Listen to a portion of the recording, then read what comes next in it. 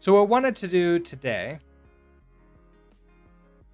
is I want to actually create a grid that we can place things in. So we have a grid visualized, but I want like an actual grid behind the scenes. So that way we can then put in a platform and have the ball bounce off of it. And I want to be able to place the ball on the platform and the grid into the platform, if that makes sense. So what does that mean? Let's load up our wonderful Paint application.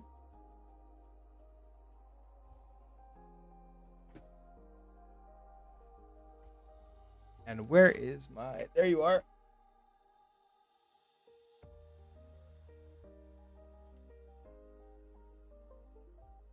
All right. So, if we have... Where's my... Kind of? You almost worked? Just for a second?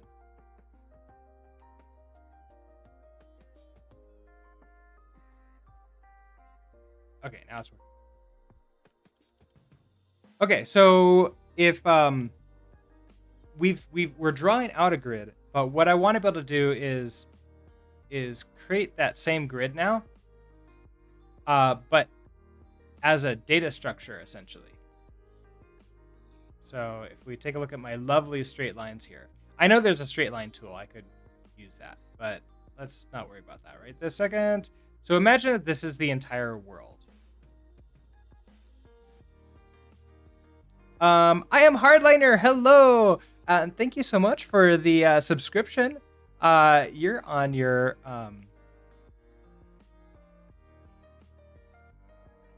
3-month streak too. Yeah, 3-month hype. And that gave us that. The 2020 forward emote. Thank you so much.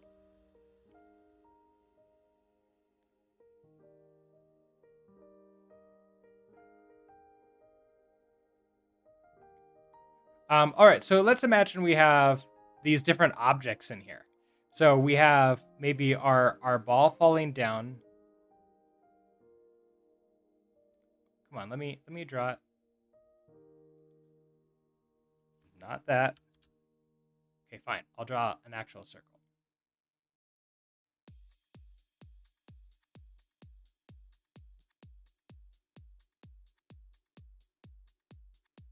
Huh. Why is it?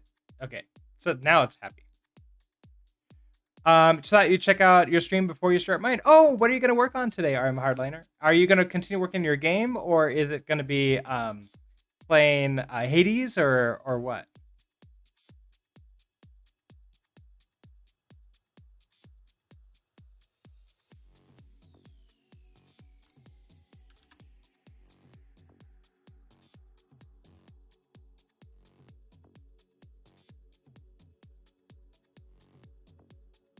Yesterday I was struggling to get your chatbot running, so today you're continuing that. Oh, awesome.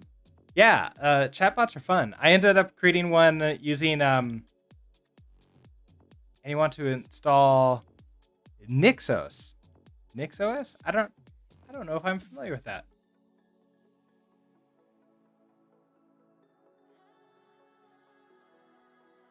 All right.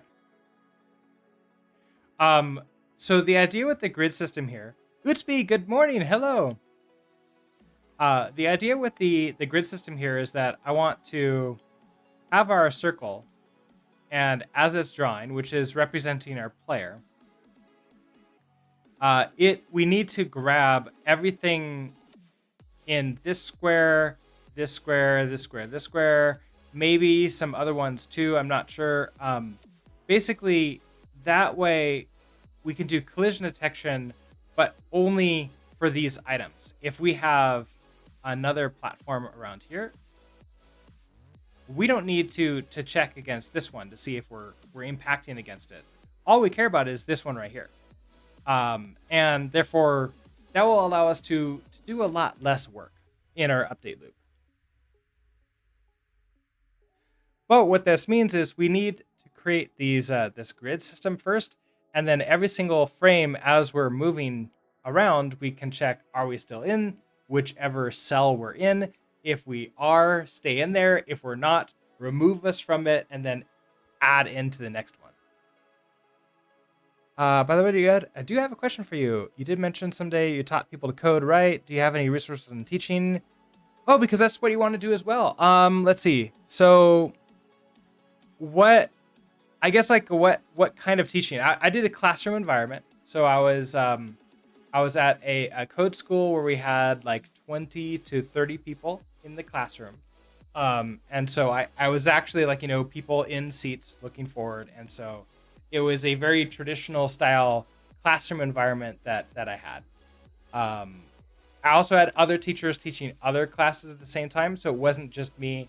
There was like, I had a resident, which was a previous student who helped out. And I had a associate instructor as well that was, working with me at the same time. And so all three of us together formed the instructors for these, 24, 26 people, depending upon which cohort it was. I would say like for that, let's see if I can find one of the best resources for teaching. I guess there's three of them. Okay, you're thinking about one-on-one teaching on stream. In that case, what is it? The pragmatic programmer learning, pragmatic thinking and learning. I think this book is possibly one of the best books to learn about like how learning works, especially in like a programming environment. It's something that helped me out a lot. Now that's for like how people learn and like what levels are like really mean, like junior, mid-level, senior, and how the brain works. For educational type things, there's two books that I think are really important. They're both written by the same author. There's Practice Perfect and what's the other one? It's so Doug Lemoff is the name of the author. Let's go Practice Perfect first.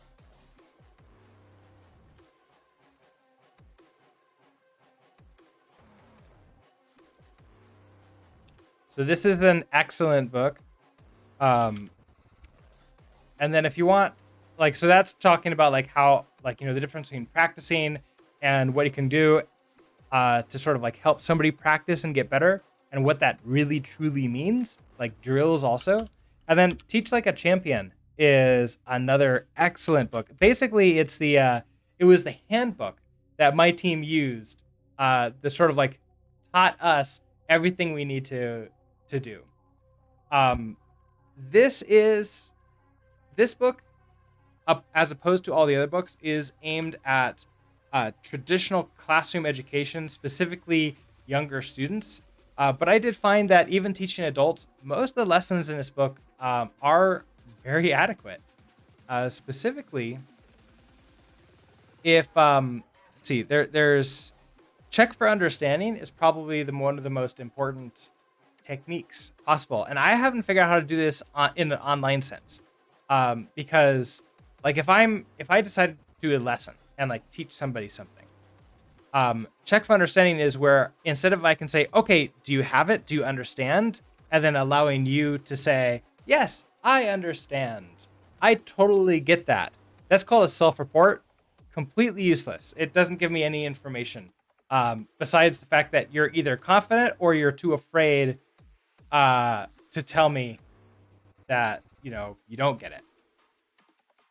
But if I ask a very targeted question, like, I guess I could ask somebody what, all right, so now that we've gone over how functions in Rust work, whoever, I can say like, oh, sure, Shock. Can you tell me, what is the, what is it called? when you have a word between the parentheses of a function. And then if, SureShock couldn't tell me, that's not bad on SureShock. That's just telling me, okay, there's more teaching to do. Don't move on to the next step until whoever I ask can respond back. And I can do a selective questioning throughout the class. Now, if it's one-on-one, you only need to do it once. If it's like multiple people like I had, you have to do a statistical analysis of the entire class to sort of see, okay, does everybody get it? Can I prove that everybody gets it?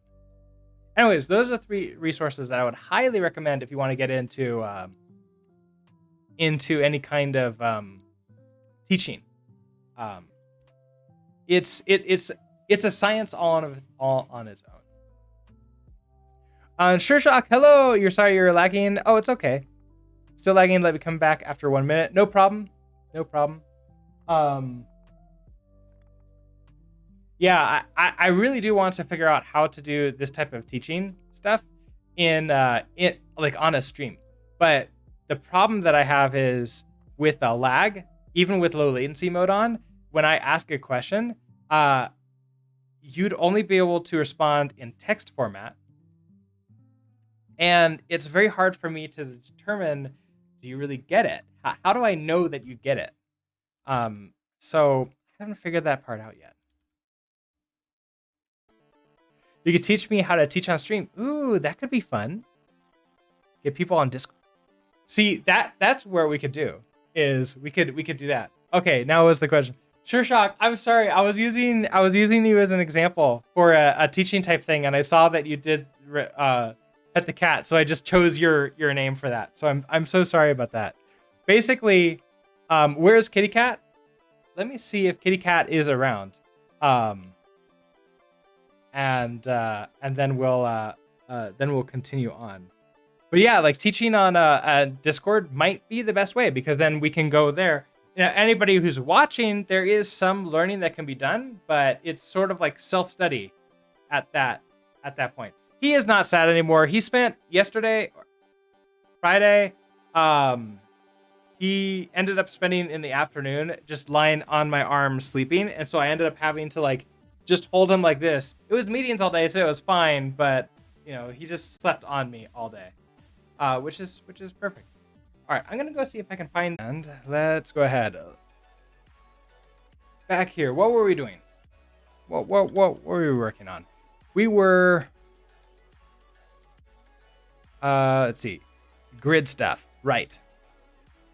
So the idea here is that we want to be able to control. We want to be able to limit the number of collision detections that we have per frame. So if I have something like this, and the ball would be colliding, like, am I colliding with you? Am I colliding with you? Let's say I have another thing over here as a weird shape. Am I colliding with you? But with this grid system, what I'd be able to say is, hey, anything that's only near me, I'm just going to check those collisions. And if there are any, then we'll just, we'll collide. That's what we want to do. So I need to create a grid system to store this. I'm not gonna use a quad tree, which is basically there's several different types of spatial grid data structure systems that we can use. I'm just gonna use a very standard one. It's gonna have like these grids, these cells here, regardless if anything's in them or not, which is not the best, but also I think it'll be fine for the platforming type games that we're going to be creating. If we were doing action games in which we're going to have thousands and thousands and thousands of elements onto the screen at the same time, then definitely I think I would want to go with a quad tree. But I'm not planning. I'm starting much simpler than this. So that being said, here we have the world. This is kind of going to be part of the world. The world is going to have a grid inside of it that we're going to initialize, and then we're going to create our instead of entities like this in this vec, we're going to have the grid, and the grid is going to be of entities that we then add to. So I'm going to create a new file here, call it grid.rs, And this actually gets... I don't know if it gets modded from world. Maybe world could actually become a folder. We can do that. We can have world.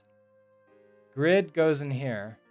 And then this world actually goes into world 2 and becomes just mod. And now everything else is pretty much the same, I think. And now inside of world, I'm going to say pub mod grid. And now we can start writing our grid. So what is this going to end up looking like? Do a pub struct grid. We know that we're going to need like the cell width and the cell height.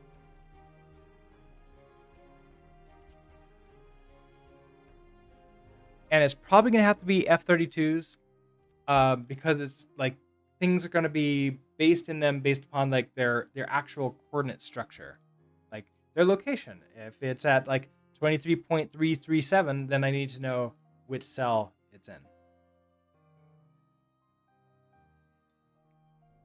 And then we're going to create this based upon the number, like how wide the entire world is, and we're going to create the grid over that.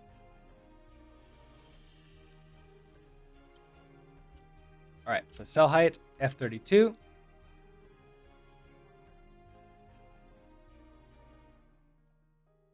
And then probably like the entire grid, it feels to me that a vector of vectors is probably the best here. We can even do an array of arrays, but I'm thinking just vector of vectors is going to be at least easier when we first start out, especially since as we like build this up, we're going to want to have our grid sort of like grow and shrink depending upon our world size dynamically. So I can't necessarily set this at compile time because we don't know how big it is until runtime. So let's do our cells. We could also do like grid.grid too. Maybe our cells. And this could be a vector that's going to be of a vector. And so the vectors are going to hold a cell. So that means we also need to create a cell.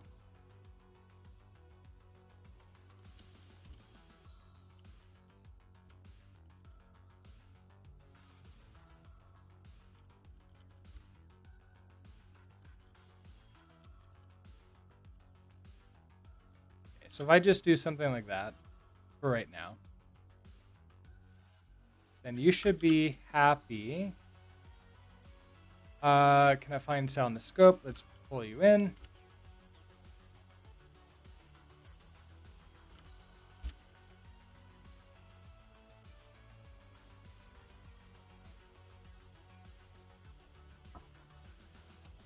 And how do I put stuff in here? Like what does this really mean?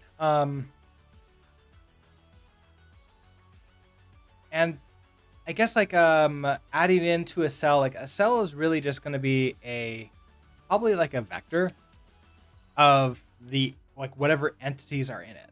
But this vector, back to here, we're really going to see this as a sort of like the standard matrix. Can I move this around? No, you don't want to do anything like that. Let's just do pencil. I'll make you. All right. Can I actually move? No. New. That's it. All right. So to create the exact same cell structure, we're just going to have essentially an array, or a vector in this case. Vectors in Rust are very similar to what we might consider arrays in JavaScript, or is it lists in Python?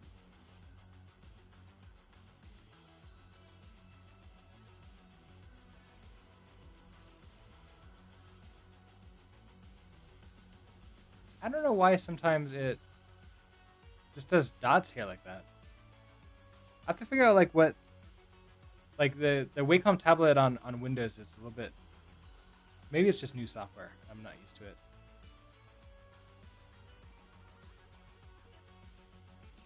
Like sit there and wait for it to go before I can go. Interesting. But anyways, this is the general idea: is that we're gonna have an array or a vector, and then that will be the y's. So that will be going down, and then we have the x's, so horizontal, and then this will be a cell essentially. Um, but in the cell is just going to be a list of all of the items inside of there. However, I'm going to choose to make it a cell. That way I don't have to have like 3 levels of vectors inside of one thing, even though it kind of is behind the scenes. We're gonna be able to wrap in some methods inside of the cell, which is gonna be really nice. So the cell is gonna have our entities inside of it. So entities, which is gonna be a vector of entity.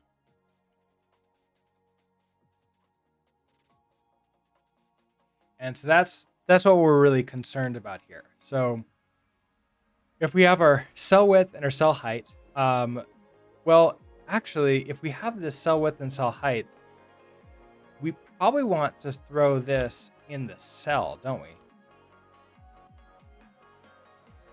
So we're going to have a width, F32, and a height, F32. But we do need to have like to know how many wide and how many tall. Right now, I think according to our config, we're doing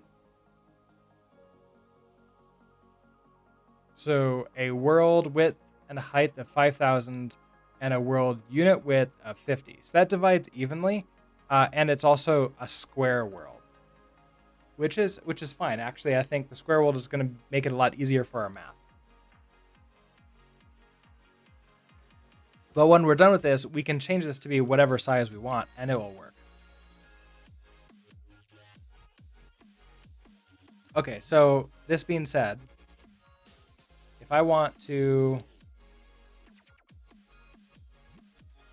I need to count the number of cells that we're going to need across, and probably like store that aside. Store that in the grid here.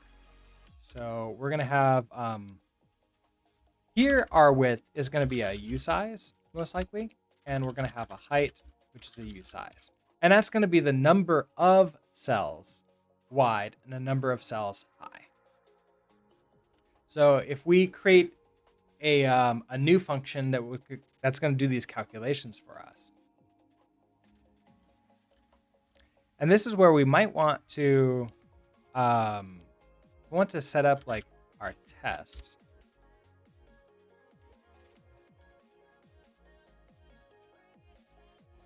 So CI, and this is going to be create grid.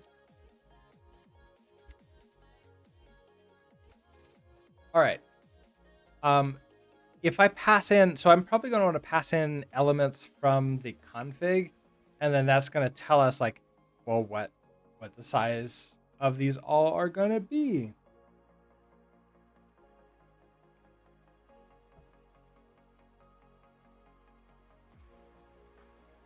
So let's try that. Let's do let our world width is going to be equal to, let's say, 100. And I think that these are F32s.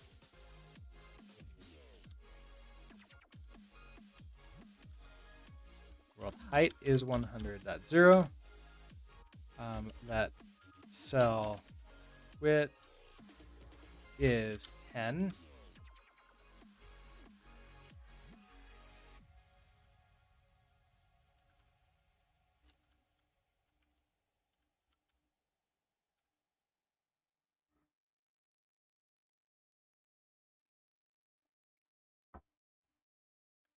Then I want to calculate out how many cells we're gonna have across and down. So our expected width is gonna be, so if I take 10 divided by 100, we should have 10 across. So 10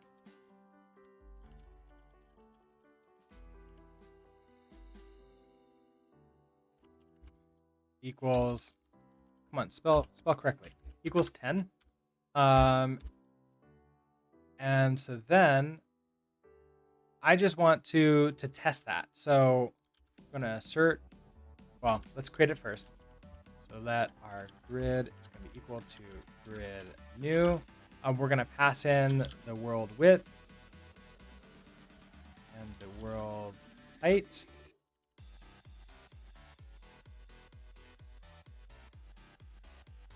We also need to pass in those cell widths and cell heights. So cell width, cell height.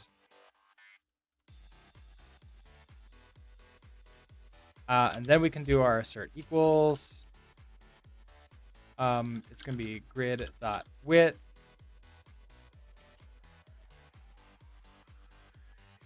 So this grid, which we're going to say you're going to be a type grid, you should have a expected width.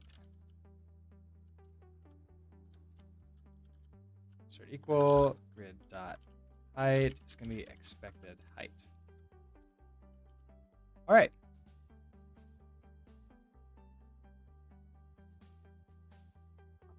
Obviously, if I run this now, it's not going to work because we have this error. We don't have a new function. So let's go create that.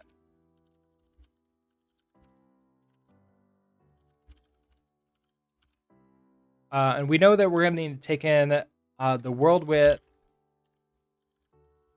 which is an F32, the world height, which is an F32, the cell width, which is a F32, and the cell height, which is an F32, and we're going to return a cell. So we can do this calculation here. So that the width is going to be equal to, so this is the number of cells that we need, and that's going to be our cell width divided by world width, and then we want to convert this to a U size, and then we're going to return a self width here. Then we can do the exact same thing with the height.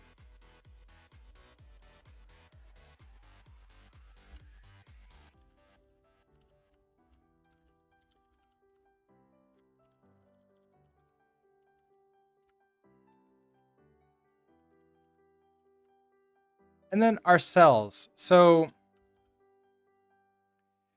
we're going to need to create the cells based upon how many wide and how many tall they are. So let's mute cells equals, we're going to create them a brand new vector. So that's going to be our y that goes down like this. So we just need one of those. But then for every single one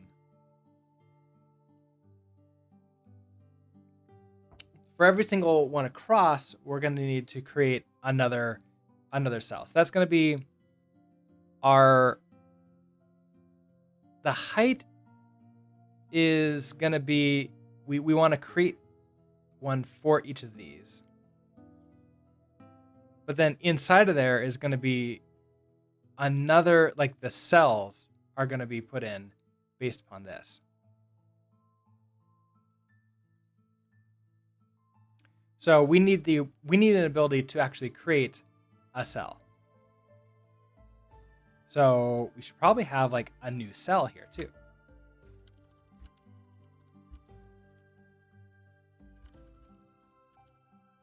And so for you, we are going to need a width 32 and a height. The parent knows what this is, so that's fine. And we don't really care.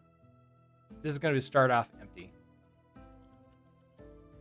So we're going to return just self with a width, height, and entities, which is an empty vec. Back to you. Okay, so given that we have these cells here, now add in cells. So we have this first vector. The second vector is really going to be the cells across, and we're going to need to put enough of them down.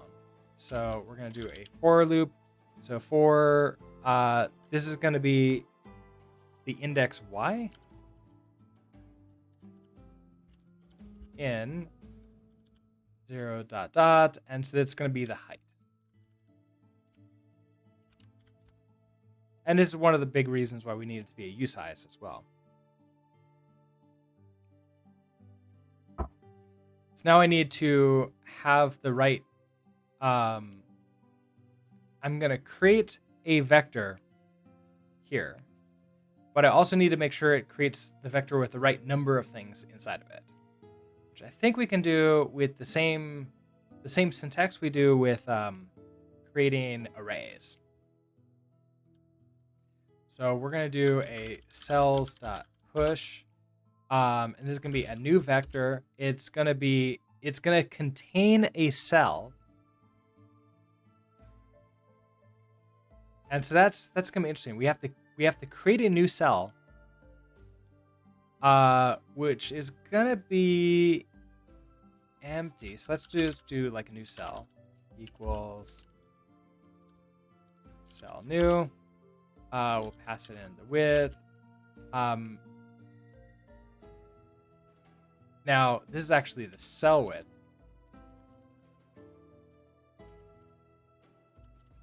And the cell height. And so then in here, we're going to put in a cell. And we need width number of them.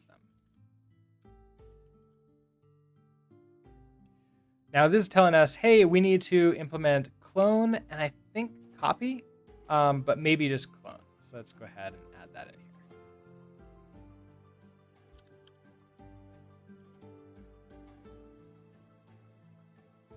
But it's saying, hey, we can't, entity doesn't have clone. So that's potentially a problem for us.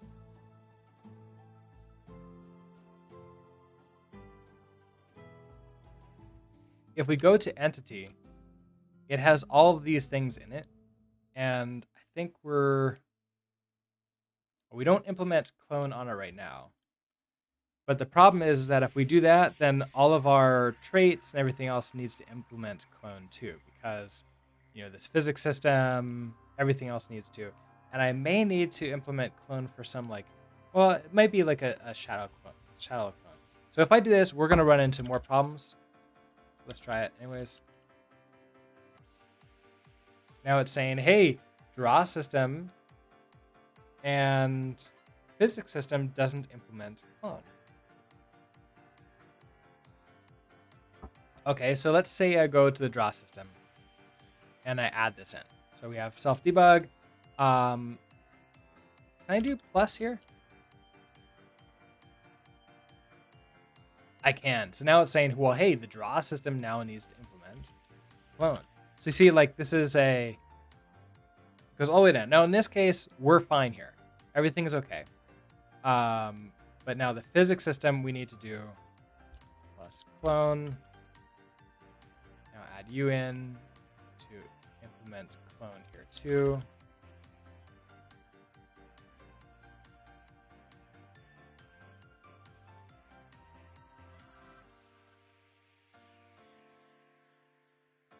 What are you upset about now? The trait cannot be made into object because it requires self-sized. Okay, so now that's a problem.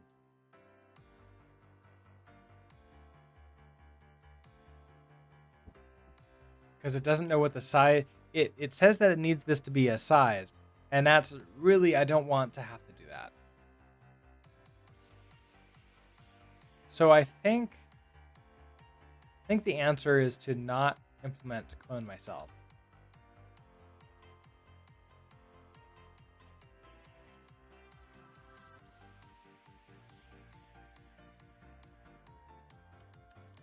But instead, just do this the slightly harder, more manual way. Come on, let me select you. Don't do that. Come back to here, entity. We're not going to implement. We're not going to derive clone. And I don't think I'm going to be able to copy this directly, like implement clone manually either. So instead, what I'm going to do is I'm going to come back to cell here. So instead of deriving clone,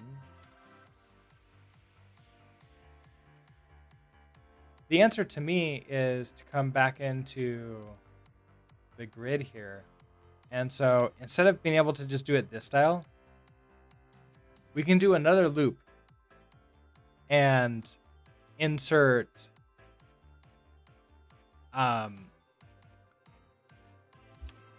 in a vector that way. So we can do let mute. This is going to be our row equals just an empty vector. And then I want to throw in, like, just loop through the width.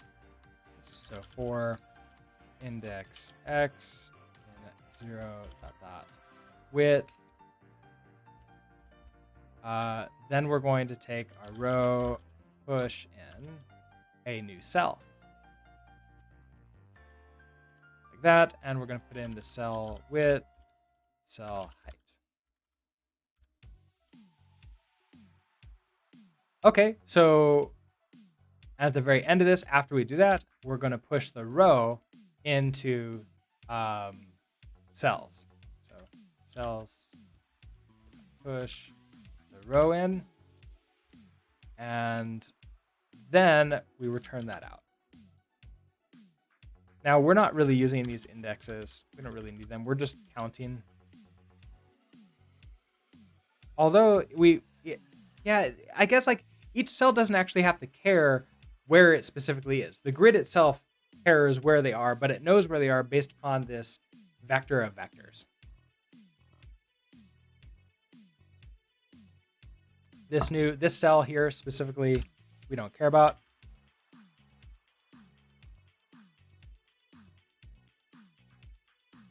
Okay, so we can also, so this test should work. It does not. What's our error? Okay, so failed insertion, left is 0. So if we take a look at left, this is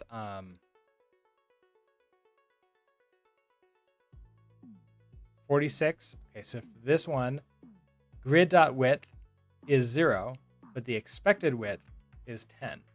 So if we take a look at this, our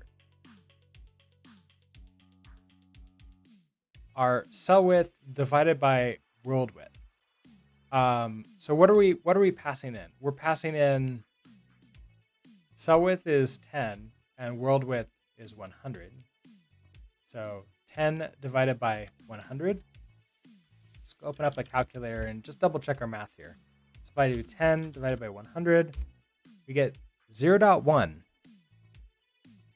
Now, let's do it the other way around, because I constantly get these confused.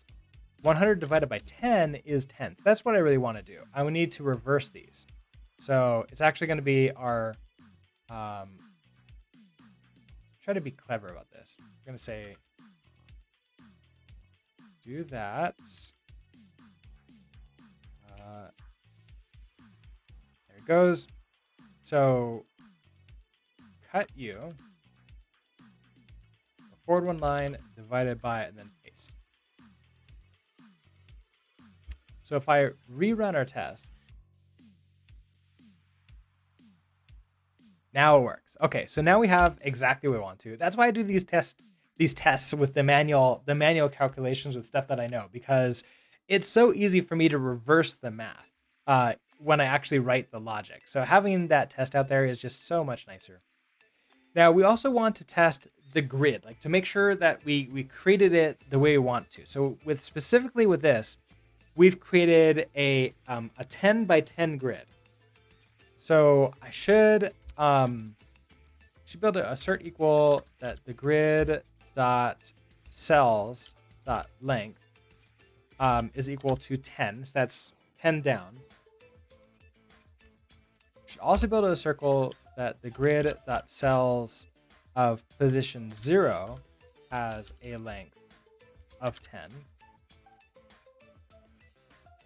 And then we should be able to reach in and see that, let's see. Well, that the one inside of it has, is a cell. So we can do assert equal grid dot cells of position 0 dot, so 0 down and then 0 across. So this is going to be a individual cell, and so we should be able to see that it has a width and a height. So dot width is going to be equal to cell width, and that's all I really care. Like if that works, then that works. You need to be public. I'll make height public also. And back to grid. Strict comparison. Okay, right. So this is a F32 comparison, so we need to add in clippy allow.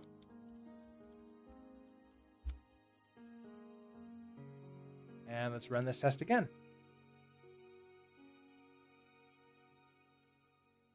All right, perfect. So we should actually have a grid behind the scenes. Now, if I create let's see, let's do a debug here of the cells and probably reference the cells so I don't take ownership of it. Now you don't implement debug. So I think that I don't think there's going to be a problem if I do that though. Because all of the entities implement debug for us already. So we're going to derive debug. You're happy still.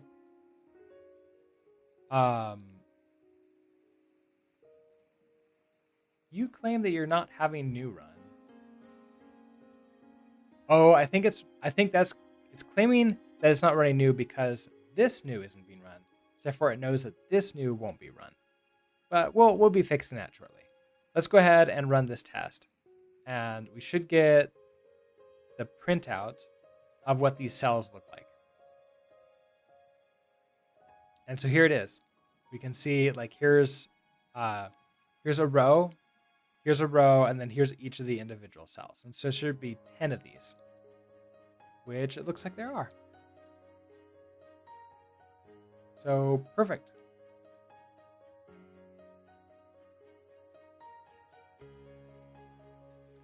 All right. So if we have that, then we can go back to our world. Here we have a grid in our cell. We're going to replace, instead of entities here, we're going to have our grid. So our grid is just going to be a grid. And so in default, entities, so it's really going to be grid equals grid new. And this is where we need, okay, world width, world height. So we actually have some of these here.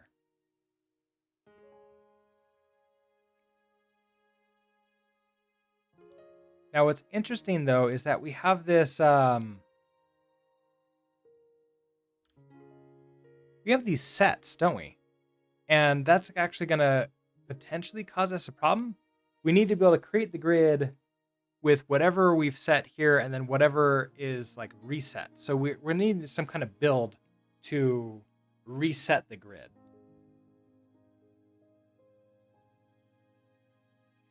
With like new information. So probably like a clear, probably just like recreate the grid. So we throw it away and then create it and like put all the entities back into it again. And that could be really good for like screen transitions. Because I was thinking about like many games, even on platformers, you might have like a platform window that like you have a camera that's following you around. It's really big, and then you go to another section. It like the screen fades to black. It wipes out all of the everything that we have in there. It recreates the world, but only for like whatever that screen is, and then we're back in again. So I'm thinking that's exactly what's going to happen here. We're going to take that grid. The world stays here, but the grid gets destroyed. We figure out what goes in there. We create the new grid. We throw everything in there again, and then we put it back in. Essentially, a level changing. Okay, so we have a grid new. We need a world width. We have that width here. So width and height. And then we have our cell width. So that's actually going to be our unit width. And our unit height. And that's it. That gives us a grid. But we're going to want to have another function here. Like something like the build or reset grid, probably.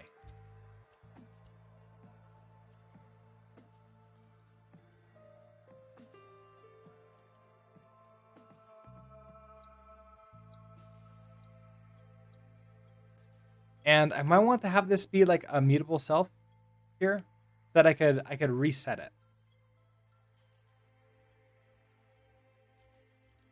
So immutable self, we can reset this internally too. This could be used internally. And we're going to return a...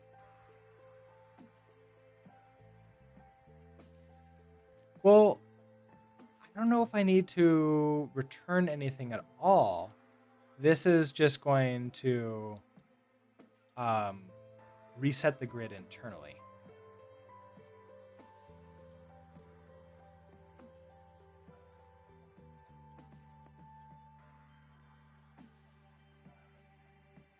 So I don't know if okay, let me think about this.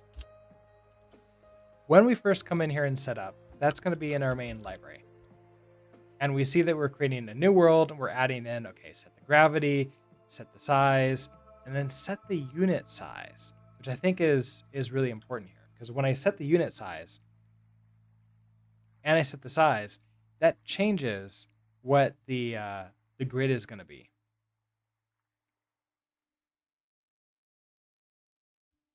So when we add an entity to the world, that's going to be added to the grid. So the grid needs to be set up before this happens. Which means that the create player probably shouldn't be happening here in the game state. We should probably be doing this when we like load the first level.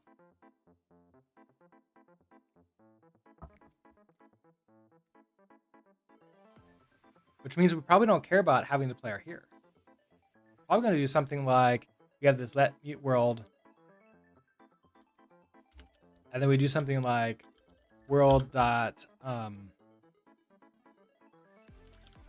like set level, load level. We then pass in whatever information it needs for the level, which probably comes from the config.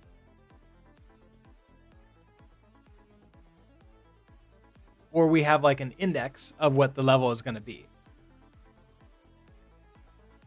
And then that's going to reset the grid, create the player, create everything else, load them back in, and then we're good to go. I'm not exactly sure how I want to like set that though yet.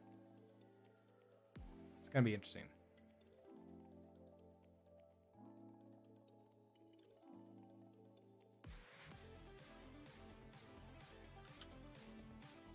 So let's think about this.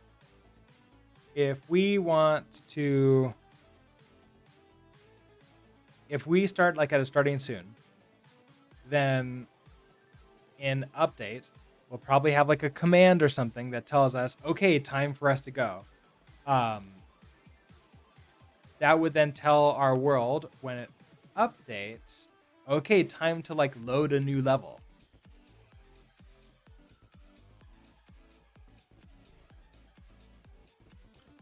So I wonder if that means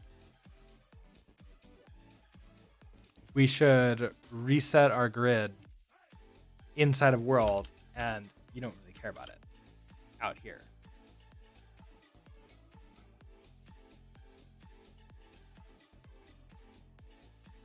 Maybe for each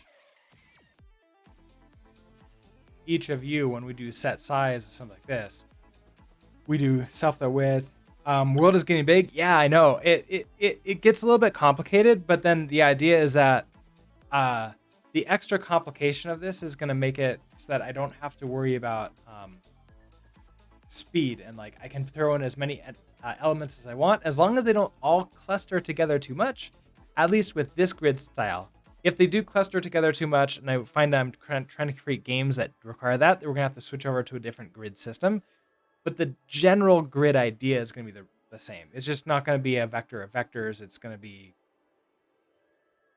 a quad tree, which could still be a vector of vectors, but it's probably going to be a vector of vectors. Well, it gets recursive, so it just goes all the way down.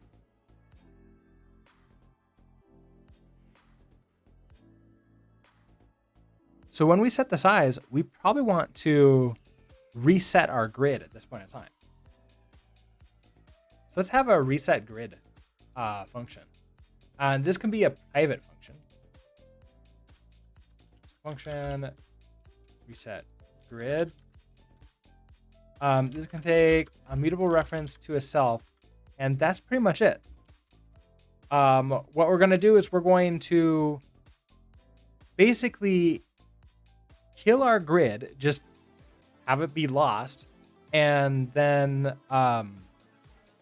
recreate it based upon what based upon our new width and height, width, height, and unit width and height. So let's do that, and we're gonna say that grid is gonna be equal to grid new self dot width, self dot height. So that's our world width and world height.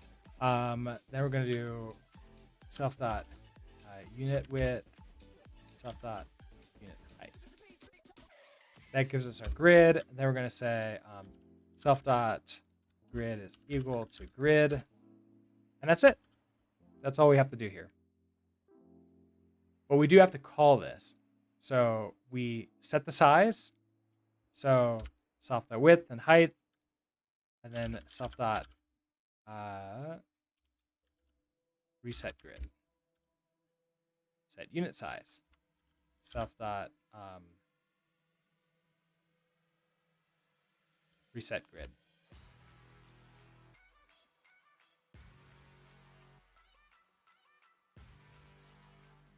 All right.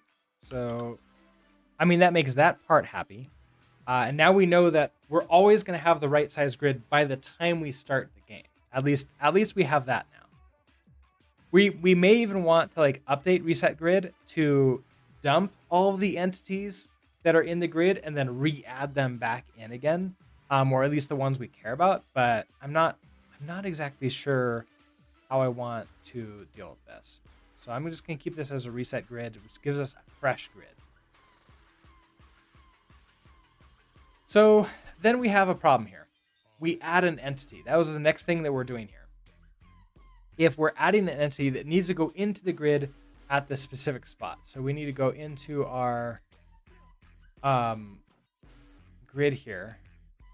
And we need an insert entity into the grid and make sure it goes into the proper spot. So that'll be our next test. So CI insert entity. Chantilly, hello. How's your Sunday going so far?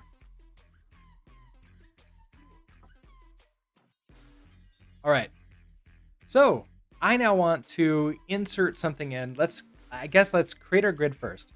So that grid equals grid new.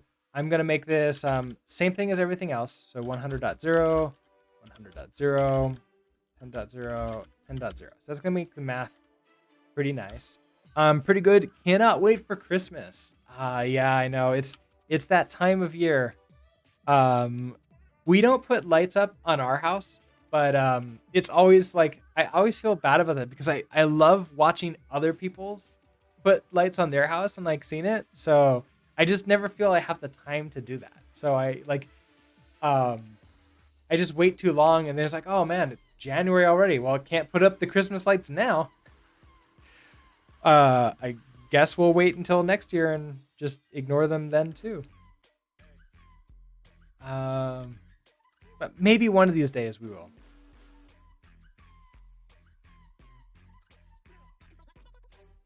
Okay, so we create the grid. Then I'm gonna want to insert an entity. So we need an entity to insert. So let entity equals, let's do it, entity default. And so this gives us a very basic entity here. We can see what a default looks like. Basically, it has a location of 0, 0, 0, 0. I believe that we can set location. So we can give it a location of somewhere in the grid. That should be fine. The rest of it, I don't really care where it goes. I just care about this location.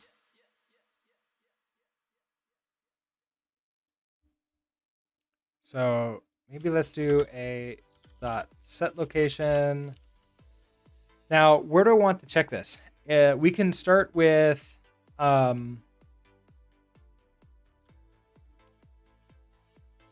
you know what? If we start with 0, 0, then that should go into the top left corner of our grid. So if we come back to here, a 0, 0 is going to be in here. So I would expect to now see the only element that has this would be in that first cell. So we're going to say grid dot inserts entity. It'll have to figure out what the location of that is from there. Okay, so you're unhappy because we don't need that. I'm gonna throw in a to do so we don't forget that we still need to add in here. Okay, so grid.insert. So let's create that function. Insert mutable self, and we're going to take in an entity, which is an entity. And we're going to take ownership of this entity. And we're not going to return anything if we don't have to. Okay, so that makes you happy. Now what? Grid insert entity.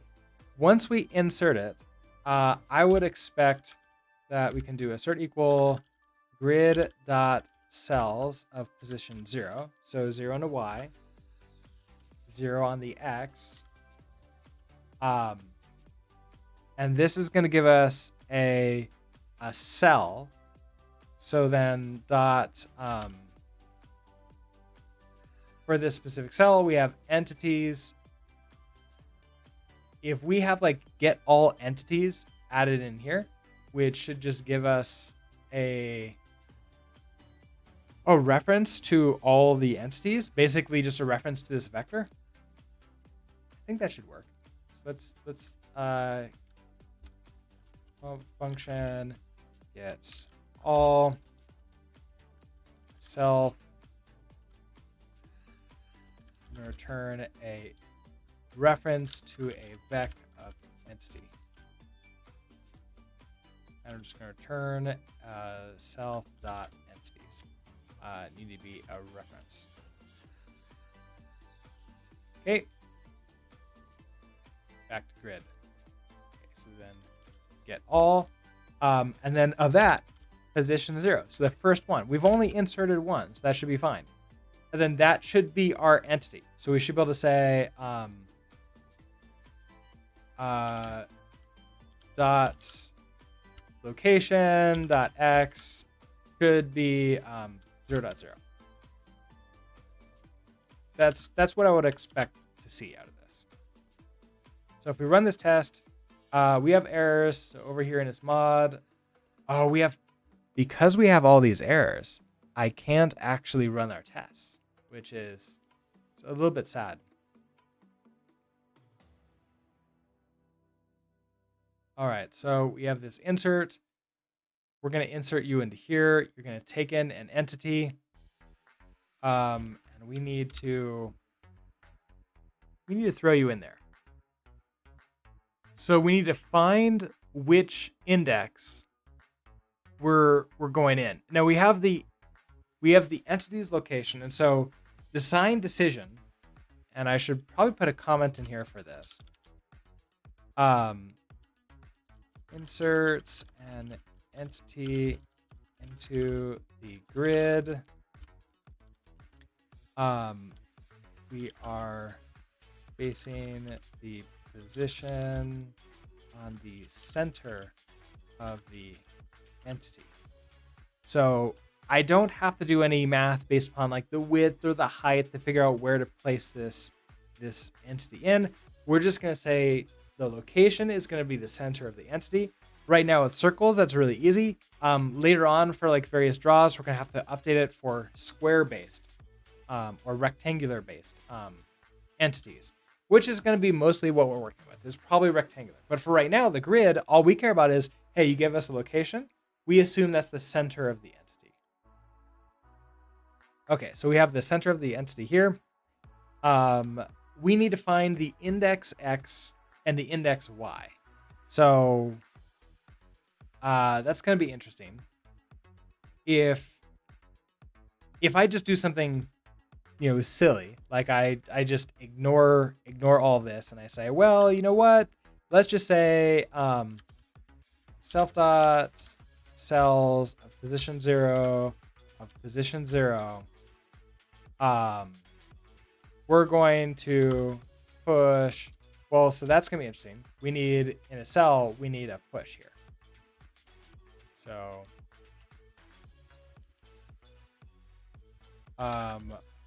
hub function inserts. We're going to have mutable self and an entity. We're not going to return anything. We're going to say self.entities.push entity. All right. Back to you. We can now do a dot push entity.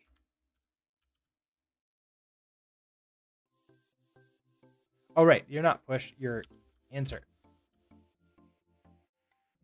Okay. So if I just do that, that should, it's going to make this test pass because we're only testing, this location here. And that's fine, kind of. But what I'm going to want to do is make everything, like all these other things pass if I can. Or we can just not call the functions. Like if we go back to our library and we just don't insert this player here.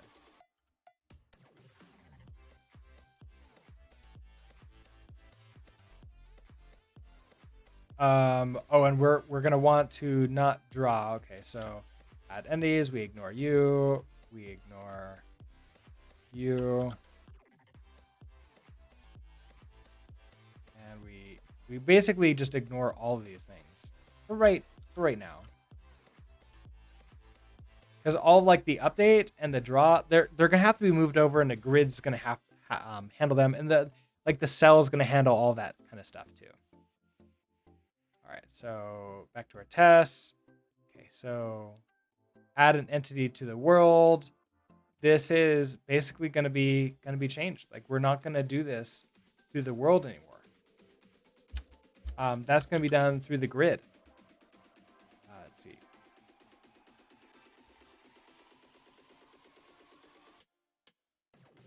Right.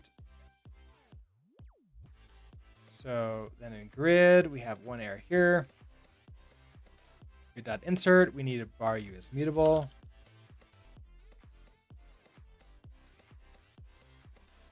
And comparison.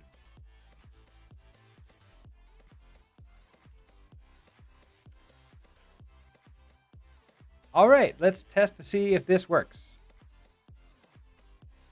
It does work. We also need to remove that debug call. Where is that? That's right here. You go away so we can actually see what's happening.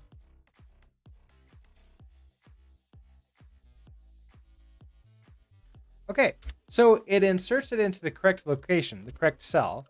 Now, of course, it's always inserting it into the first cell, regardless of where it's going, which is not necessarily the best. Let's maybe add, like, change this around a little bit. So if I take our entity, so let's make the mutable. I'm gonna say entity is now going to be equal to entity dot set location. And we say that now your location 15.0 15.0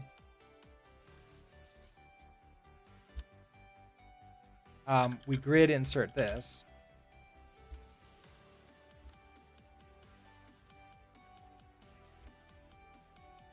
Now where do we expect this to be? So we're going to do assert equal grid cells. Okay, so 15.0 on the X.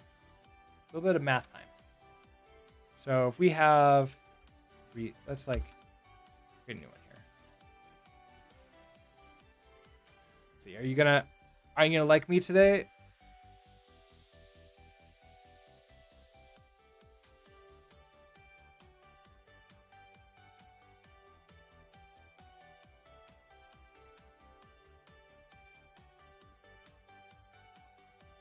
Not exactly the right square, but it's going to be close enough for what we need.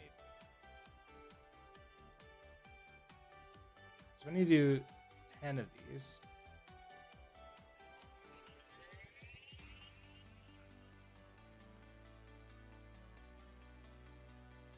Okay, 1, 2, 3, 4, 5, 6, and then there's a 7th. So 8, 9. Okay, so 1, 2, 3, 4, 5, 6, 7, 8, 9. Ah, okay, let's cut you in half. Not that great. Only legends use paint these days. Yeah. So we're gonna do the same thing here. So we have 1, 2, 3, 4, 5, 6, 7,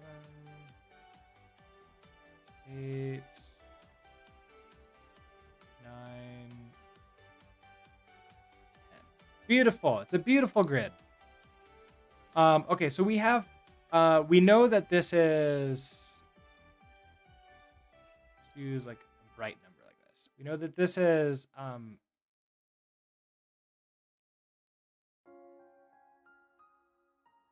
can't I like,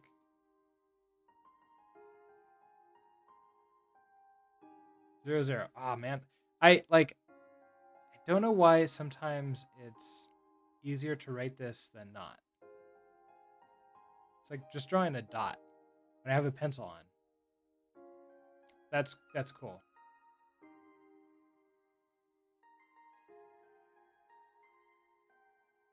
how to click the button. That seems wrong.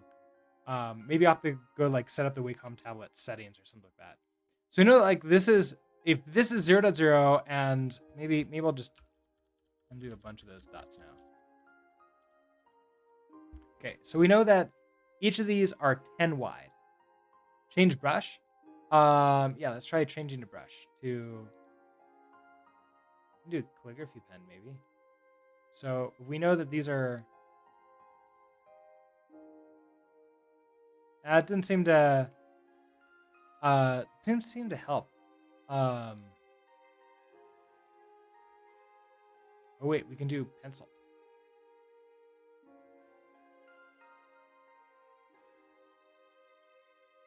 Yeah, I don't know why. Do you notice that? Like where it gets the little bubble pop thing?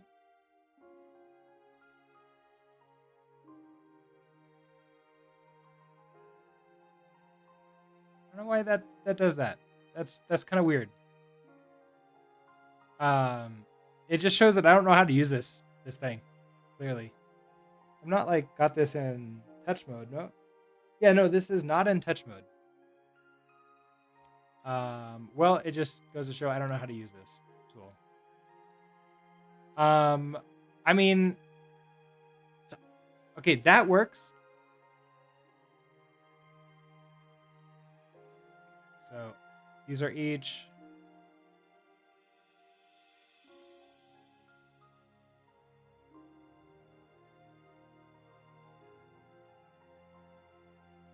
Cool. Wonderful. These are each 10 pixels. Oh, it's beautiful. That is annoying. I know. Maybe I need to find like a real drawing tool that I can do. So if these are 10 pixels each, and these are 10 pixels each, width and height. So given that Figma is free, oh yeah, that's true. And I do have a Figma account. We've actually used it here.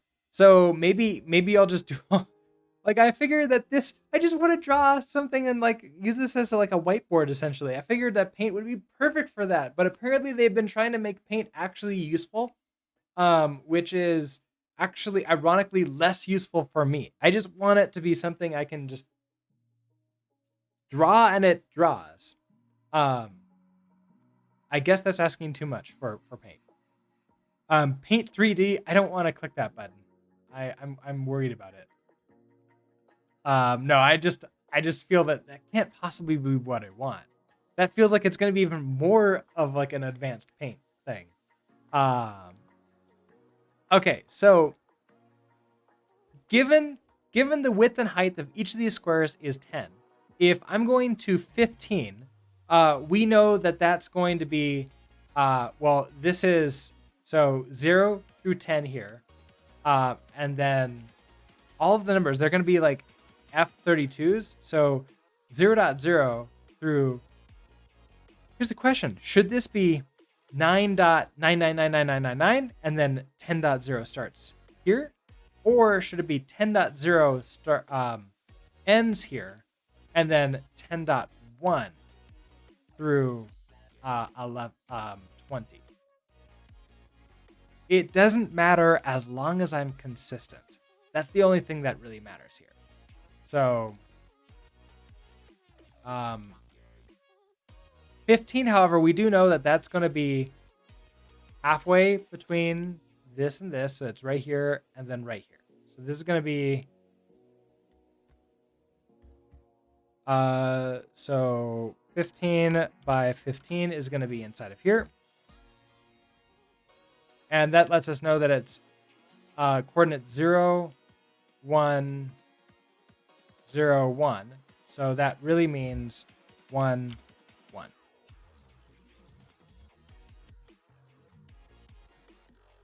Also, I don't know how to select. Where's the select buttons?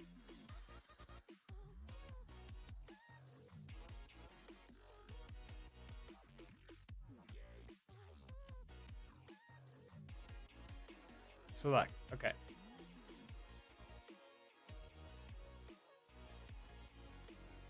and you go away. Delete. So this is going to be position 1, 1. So that's where I want to find this. So if we come back to here, we're going to say grid cells 1, and then 1. Then we want to get all, and then the first one in there, our location dot x dot x should be 15.0.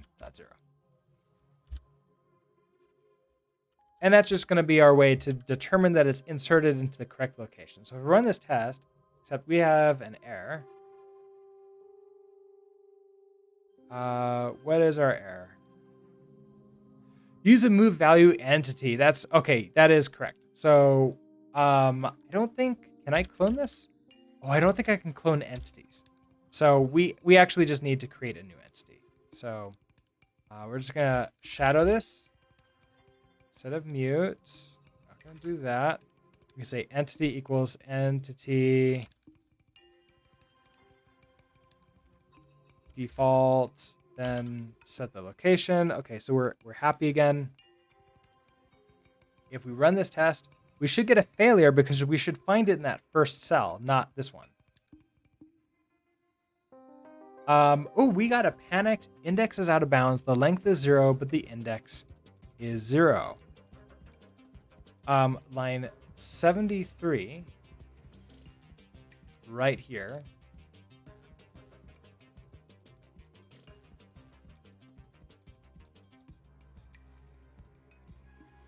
So now column 20.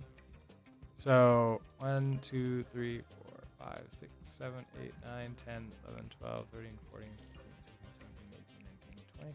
I think that's this first one, but I might be wrong about that.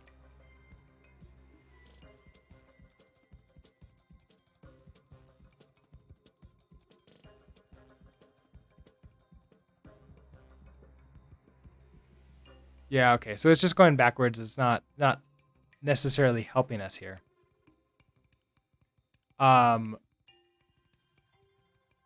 We should have all of these in here, but get all it. There's probably no cells inside of it, and that could be our problem. So let's try this instead of this that test. Let's do a debug of grid.cells position 1. So we should see the entire row.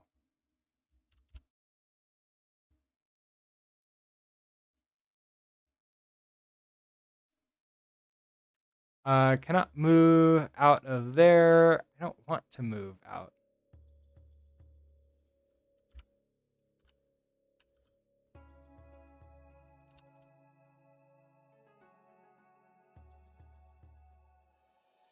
All right, so here's our entire row.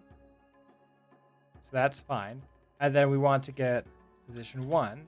So that should still be fine.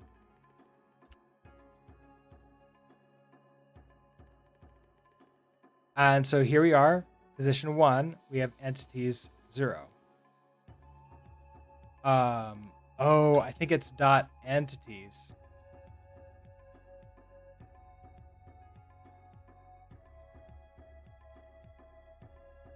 Let's see, grid cell. Grid.cells. Okay, that's fine. Grid.cells. So this is a cell, and we could run get all on this, and we should get an empty array.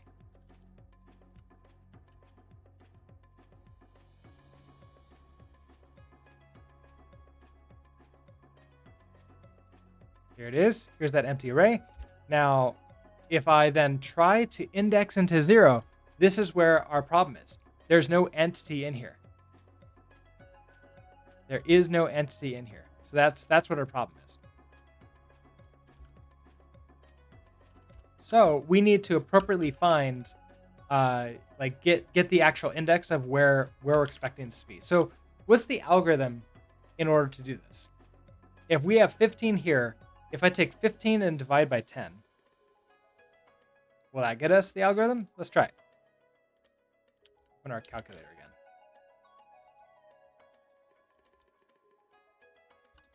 Okay, so if I do 15 divided by 10, that gets us 1.5. And then I can floor that to get us the index.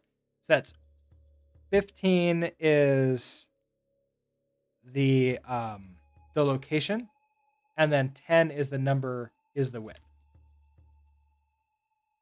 Okay, so we're gonna have our let index index for the. I mean, it doesn't really matter, right? It's like index y. It's gonna be equal to our entity.location.y divided by self.height. Okay, so that should give us oh, that works too, huh? F32 can be divided by a U size. Interesting. Okay.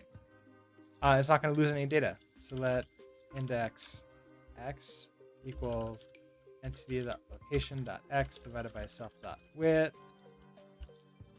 And then we have to make sure that we do this in the correct order. Y comes first, and then so you're going to be index y,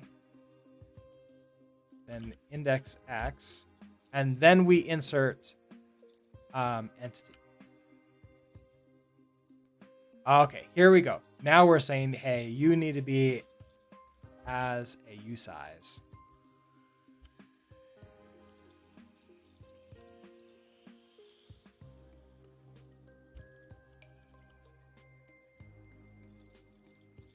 So let's find out if this works.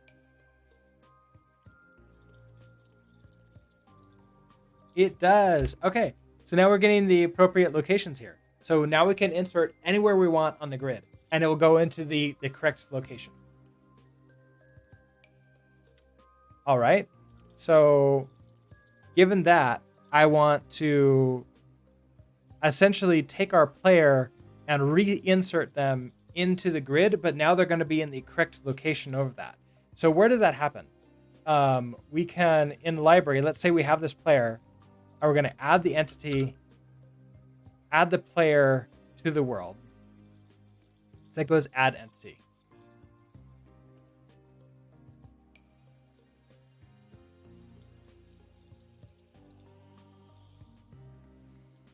Add entity here.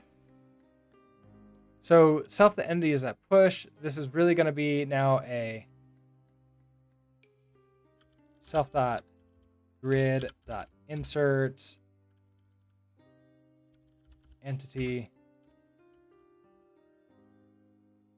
And that's fine. Everything is happy now.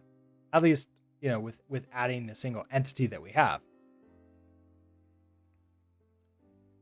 But if I want to now draw that out,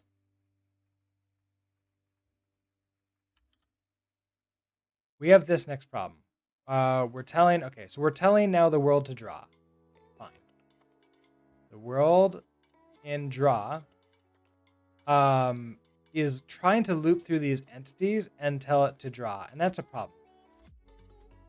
We need to instead move backwards. So let's start up here. We're going to have hub function, and I guess this is a question is like, are all of these cells drawing? Or in reality, what we're going to do is we're going to query for all of the entities in the grid based upon a certain, like based upon which cells, and then we're going to get those just in a vector and then draw them out.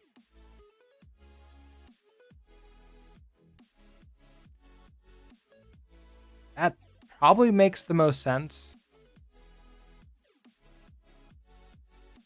So let's say, okay, we're going to have a camera, and the camera is going to have a width and a height. So we're going to have to figure out what cells live inside of that width and height.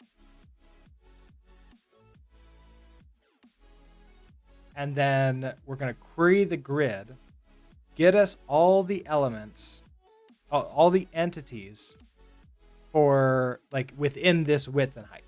So that's going to be a query in the grid here. And then we can run the draw on all of those elements directly. So that way we don't have to have a draw on cell, for example. But we do have to have a query here. Let's imagine what that's going to look like. Test. So test, query for entities. All right, so let's start by creating our grid. We'll create probably a couple of entities. So we could just do entity 1. Let's do this a few times. 2 and 3. Then we want to insert these into a couple different places. So if I do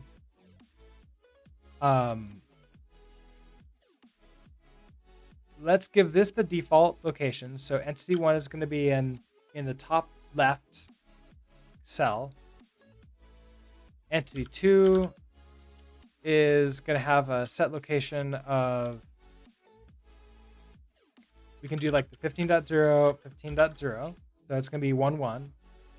And let's do another set location. Now, if we know that we're 10 wide and 10, but we have, okay, so we have 100 by 100 is what our world is. So I should be able to set this to something like 95.0, 90.0, and you should be fine. Like that insert should work fine. So we're going to insert all these. Let's get that. Insert entity 1.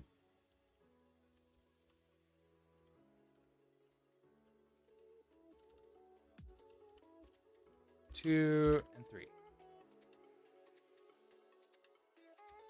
Then I want to query, and we should only find 2 elements in this based upon my query here. Or 1, depending if I'm querying down in the bottom right. So I want to get let entities equals. Now, what do I want to get back out of here? My draws, I think, are, let's see. Our draw system, draw is just a reference to self. So I don't really need anything crazy here. I think I just need a reference to them. So you're going to be a reference to, no, you're going to be a vector of reference to entity. That's what you're going to have.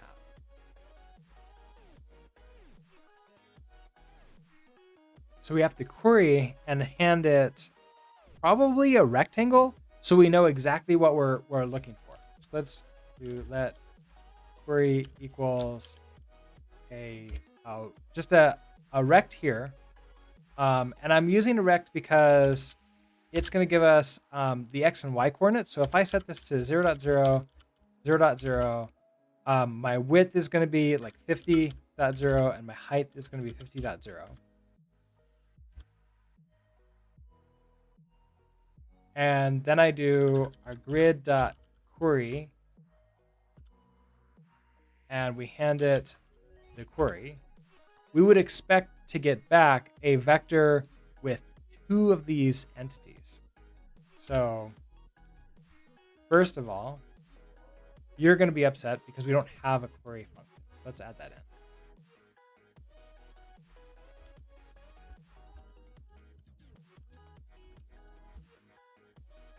So we don't need a mutable self. We can just have this be a reference to self. And we're also going to want like the coordinates where we're querying for. So this is going to be a rec. And we're going to return a vec with a reference to entity inside. So to make this happy, let's just return an empty vector.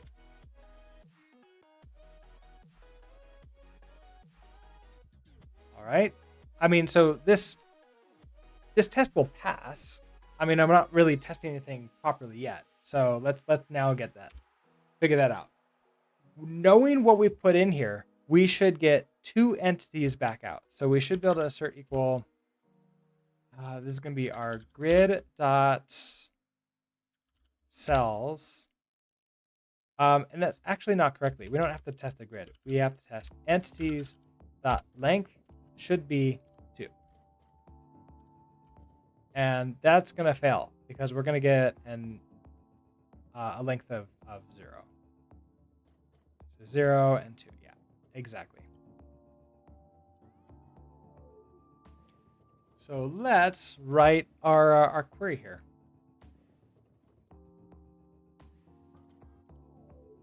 So first of all, we need to figure out which cells are in our query. Then we're going to be able to go in and just extract out and like, well, okay, we have this get, right? The get cells already returns us a vec of entities. So we probably need to go for each cell, call get all, and then combine them together into a single vector. That's all we need to do. But we do need to figure out which of these cells we do need. So how does that work? Also, someone hanging out here. It's a floor cam, but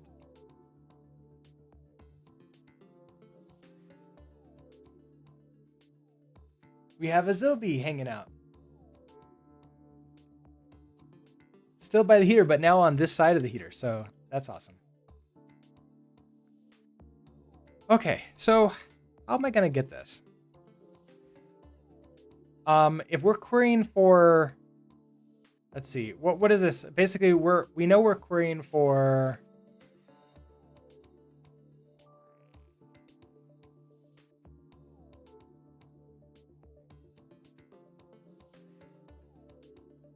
zero, 0 through 50 by 50, right?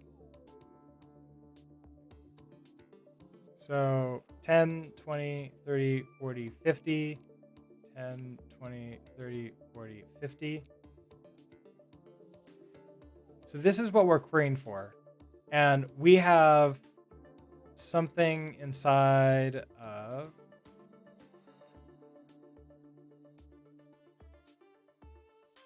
here and here.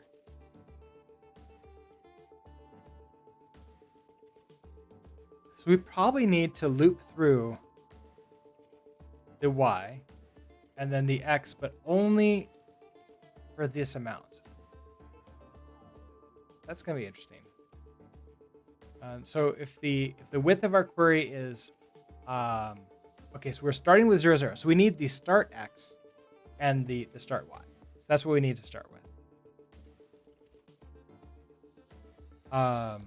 Starts index x, x equals, this is going to be our x. It's basically going to be exactly this. So it's going to be query.x has a usize divided by self.width.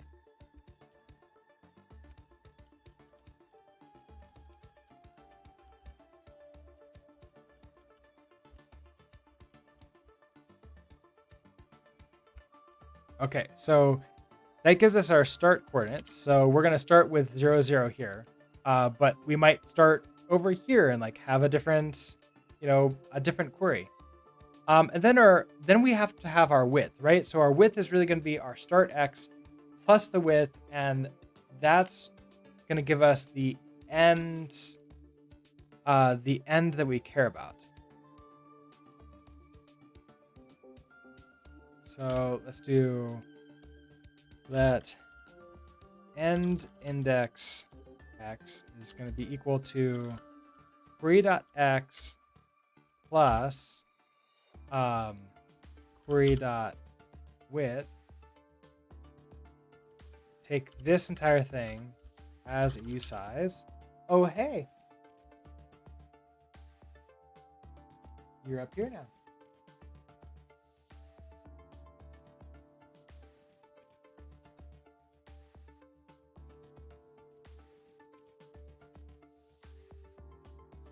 Okay, so query as usize divided by self.width.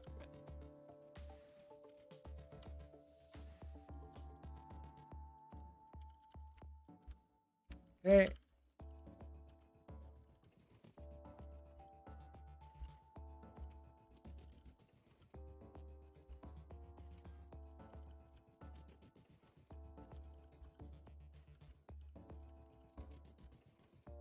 All right, so now we have our start index x, our end index y. So now we can actually do our do a loop through this, and I'm gonna leave that vec at the end here right now. But we're gonna come back to it and probably replace it, maybe. Is there a flat map? That might be something nice to be able to do, because if I could just do a flat map, that would be really nice, because we're gonna get a vector of vectors inside of here. Oh, kitty cat wandering off. Okay, so let's start here by giving us a result. So these are gonna be all of our entities. And we need this to be mutable because we're going to be pushing into it. So we're going to return all the entities at the bottom here. So let's begin. We're going to do the loop downwards first. So for, we are going to care about this. So index y in start index y dot dot. And we need to go all the way to the end index y. But I need this to be inclusive, which I think is dot dot equals. It used to be dot dot dot, but now I think they changed it to dot dot equals.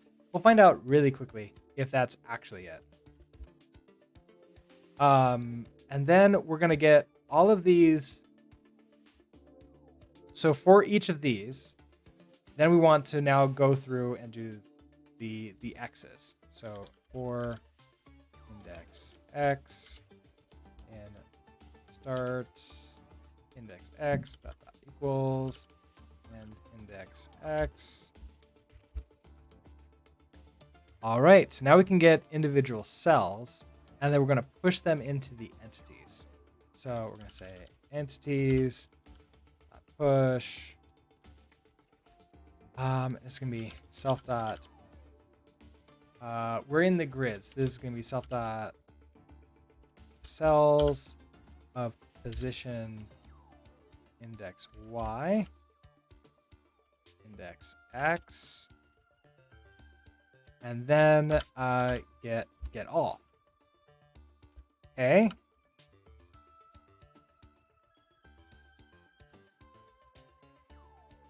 So now we're going to have this vec of vec entity.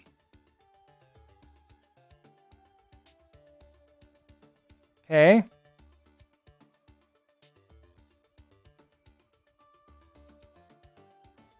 I kind of want to go and change this around to where get all actually gives us, it's going to be a little bit more work on the cell side, but I want to change this so it's really that.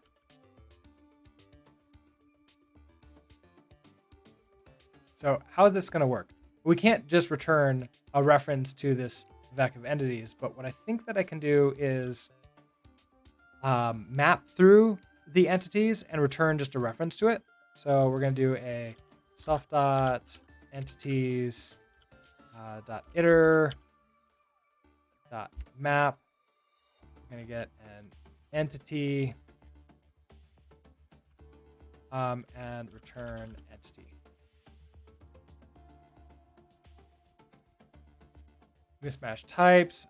We found a map, and so then collect them into this. Okay, so that's fine. We have another error here, and that's in our grid, in our tests. We were expecting this. Okay, so that. Where's our actual error?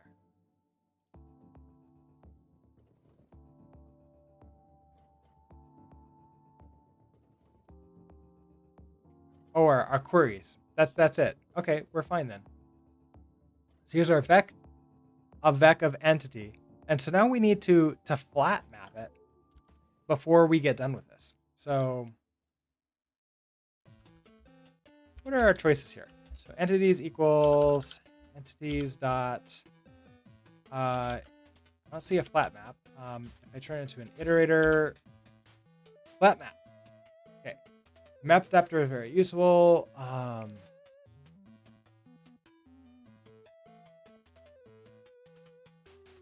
Now, is there... Oh, there's this flatten. Creates an iterator that flattens a nested structure. Okay, so I just want to flatten and dot collect. And if I do that, I can actually just return you. We do need... I think we need to give it a typings. Come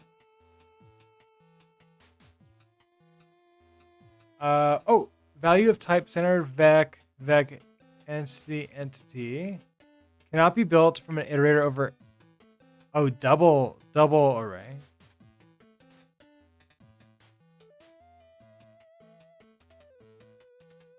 Oh, so okay, this is not like a typings. I guess it's not it doesn't know what type it can be. It's more of it doesn't know. There's a double. I guess there must be a double.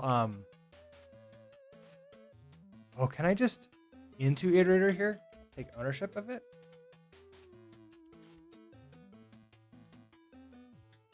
Oh yeah, we take ownership of this vector. And this works because we just have a reference to the entity. So it's not like I'm taking ownership of the entity. I'm taking ownership of the vectors that hold the entities. And then we're going to collect them all together. So that's going to be fine. So if we come back to here, I would expect this to work. And it does. Okay, our query is actually working. We now have the appropriate two entities showing up here. So I should be able to now use this query in the world to query the grid to get what we're drawing out here. So we apply transformations, we're drawing the grid. And by drawing the grid, I mean drawing that actual grid, the lines of the grid, which are separate than the items in the grid, which I know is a little bit confusing potentially, but let's not worry about it too much. Okay, so I don't need to iterate over like this quite yet. We need to first get the entities. So that entities, it's going to be equal to self.grid.query, and need to create a rect. All right, so let's start with 0.0, 0.0. Now, this is where a camera is going to come in, because we're going to want the world to have a camera, and then the camera is going to tell us like, hey, this is my location, which will be probably a rect that we can then pass into this query. However, we don't have that, so let's for right now just set this to be the width of the entire screen. Now, we don't necessarily have that, although we can get the drawable size from here.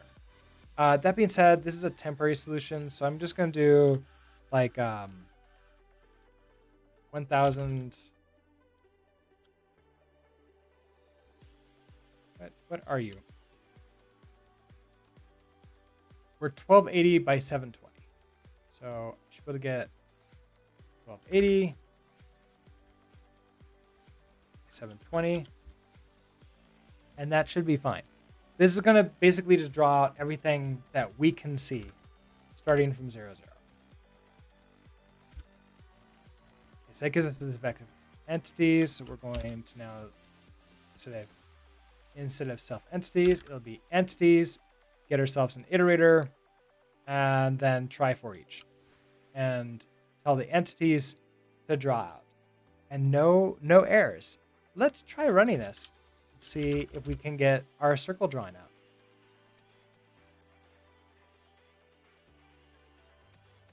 Well, that's lovely. Okay, there it goes. Okay. Our circle is drawing, and it's there. Now, that took a little bit of time for it to sort of set up. I'm not exactly sure what it's doing in that setup time. Now, it's not moving because we turned off the update method. We're gonna have to do the exact same thing, but be able to query mute and like get all mute, and then we can run our updates. But here's our circle, and this is just all that we can see camera wise, and then we're gonna let this fall. But I think it's pretty nice. We now have we now have something set up where we can implement a camera later, and it's going to be pretty easy. But before we get too far in, let's go ahead and clean up our code and get this saved up to GitHub before it's too late. So I have using white, that's fine. We're not using update. We're going to bring that in, so let's not worry about that right this second. Unnecessary map of the entity function. Okay, so interesting. So can we just iterate and collect? Oh, that's cool. I didn't think about that. We can just turn it into iterator and collect it up, and we're fine. Now just a bunch of unknown words. Can I just add workspace? Okay. Update is not used. That's fine for right now. Drawables.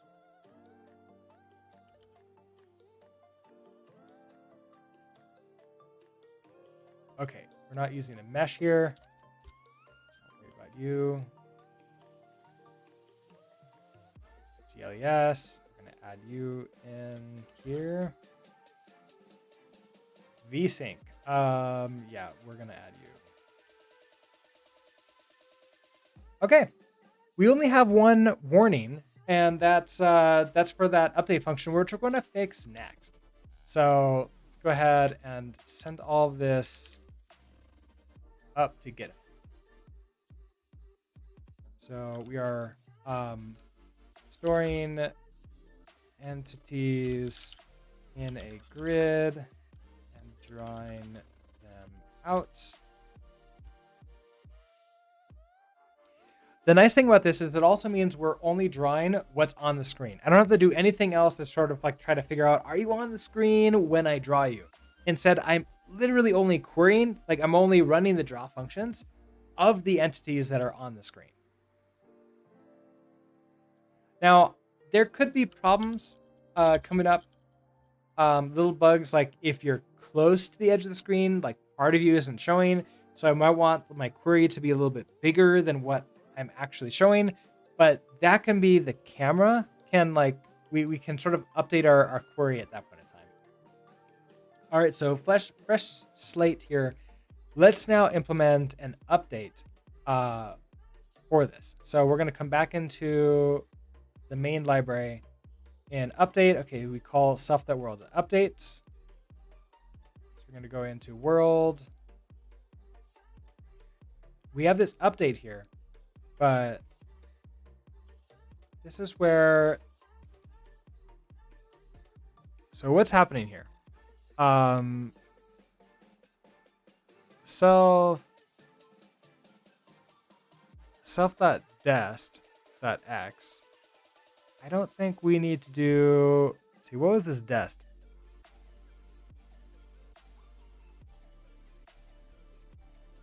Oh, this was like tracking to the camera stuff. I don't think we need to do this right now. I'm not gonna have a dest. That was for like moving down. But right now, I'm gonna be happy with us just drawing the camera, and the ball is just gonna fall down, and that's gonna be fine. It's gonna fall to the bottom of the world, and I'm not really gonna care that much about it. So I'm not gonna set dest.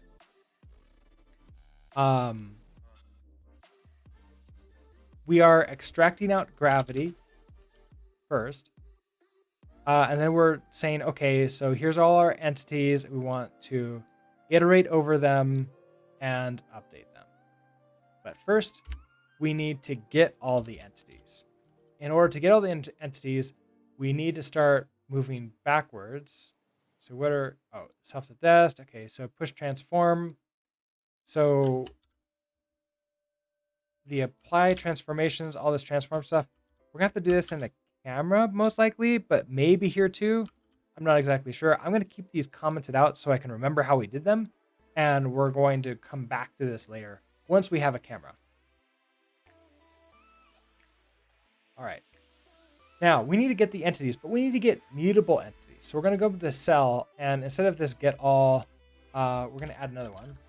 Function get all mute.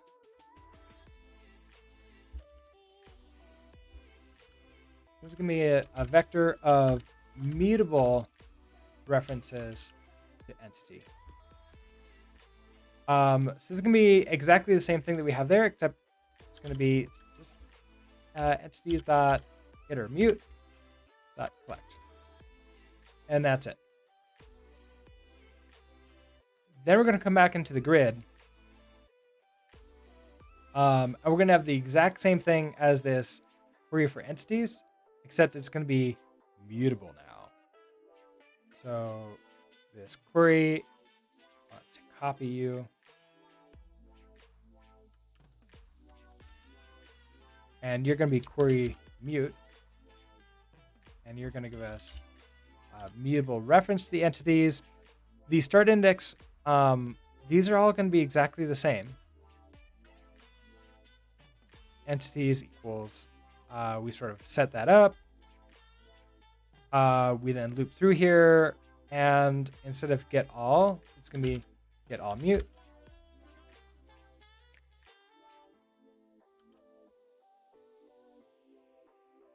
Cannot borrow self dot. Oh, you need to be mutable here. Cannot borrow self.cells as mutables more than once at a time.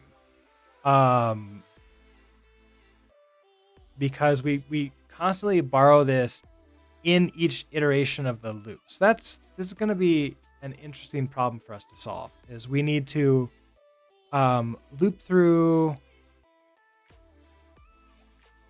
like we're looping through this. Now I wonder if instead of for loop like this, I wonder if we're going to be able to do like a well, okay, I think we have to loop through the Y, but are you yelling about this Y loop or the X loop?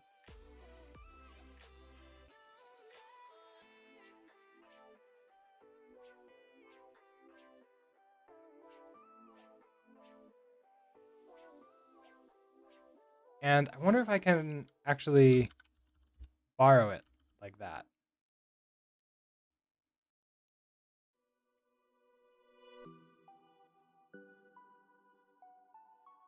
Oh, come on.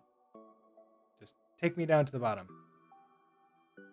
A value of type can be built from iterator over mute. Oh, right, because it's now double mute here.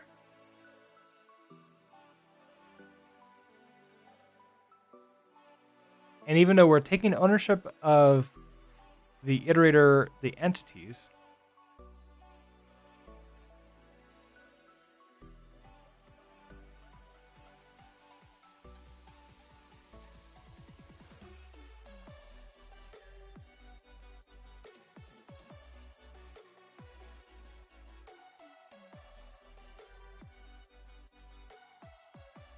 So I don't think I can do this quite, because then we're going to get this mute vec, mute entity. That's not really what we want.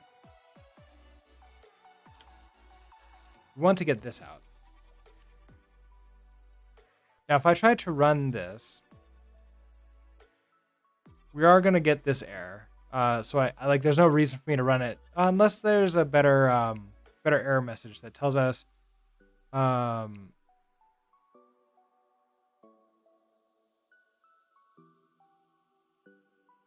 would say, okay, let's call the lifetime of this reference 1. Returning this value requires that self.cells is borrowed for 1. Right here. Which I know that it is, but it does not know. I suppose we can use lifetimes, but I think we can try to find a way to not use a lifetime explicitly here. I wonder if instead of this for loop here, I wonder if we can do a for each.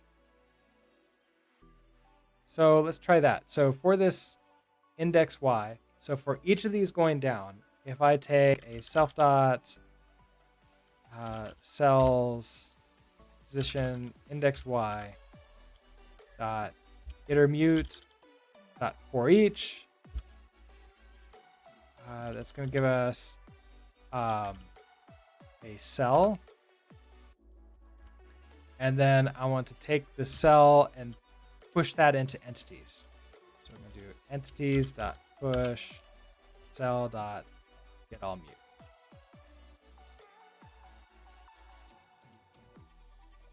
Now you're saying, okay, self.cells is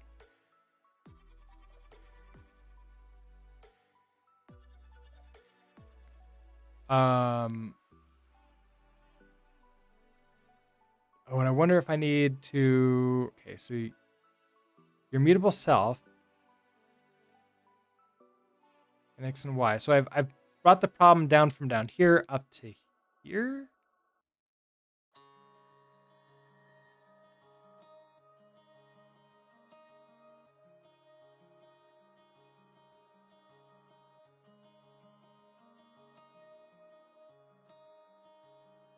Now I don't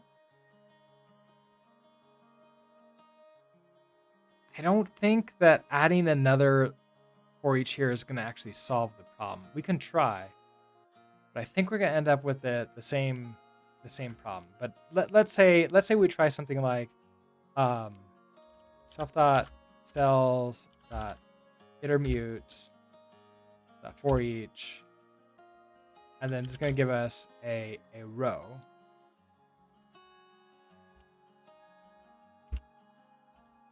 And then we take you, add you in here. I think, so you are you that one?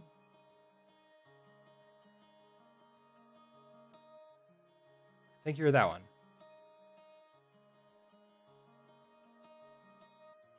I don't think we need you. Then instead of self.cells, this is going to be just row.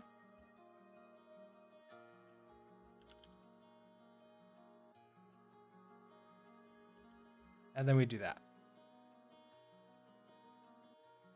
Hey, it's me. Why do I want a vector of mutable entities? So that I can iterate over them and run update on them. That's the main reason. Okay, hey, this works.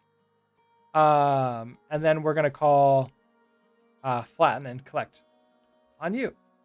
Okay, so and we don't need any of you.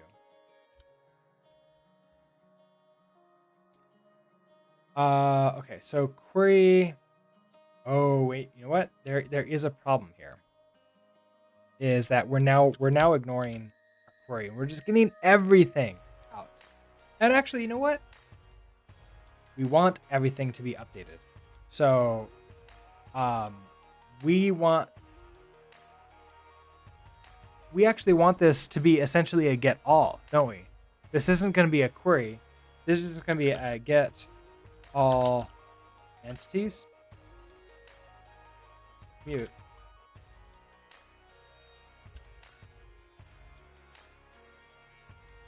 then we don't have the query.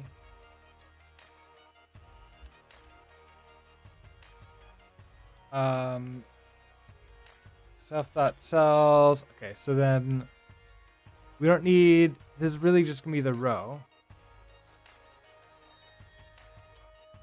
That iter mute. Okay, so then we're happy here.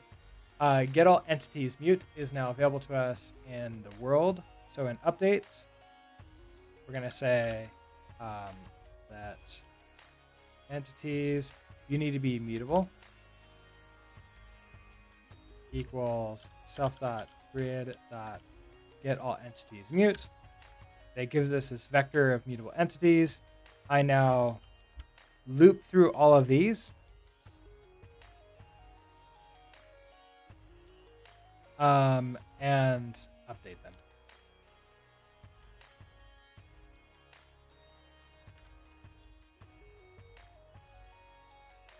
Okay, let's try this. Let's see if our ball drops.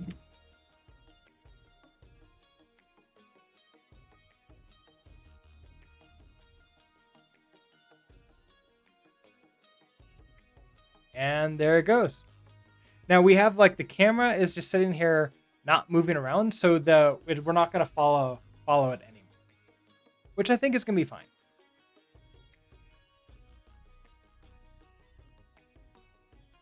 And so there it goes.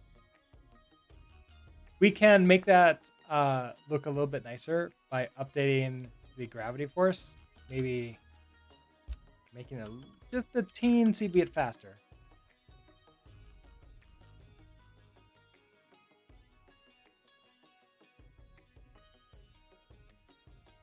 Okay, that might have been too fast. I think it disappeared before everything got loaded up. Now, what's interesting is that it's taking a long time for everything to sort of get set up and running, but I think the updates are running at this moment. Yeah, it is. So, not exactly sure what's causing that. If we take a look through, we're starting to draw. We've already created our everything else. Like our world is set up. Our drawables, our player is inserted into the world. So that's that circle. We tell the world to update. And then we tell the world to draw.